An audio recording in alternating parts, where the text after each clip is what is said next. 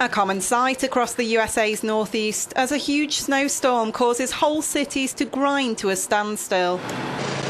Snow-covered streets were almost deserted in the capital, where even the federal government has shut down.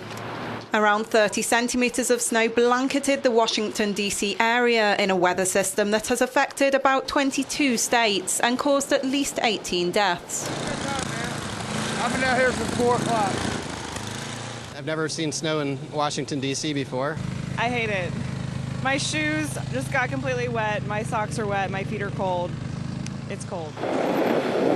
The National Weather Service has described the storm as an event of historical proportions. It's even reached the generally mild south of the country, forcing the cancellation of around 6,500 flights.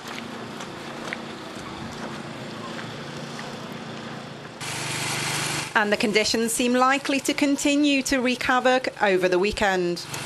The president and the vice president have cancelled all public events, and there is even more snow to come in the days ahead, as America is bracing for a long weekend.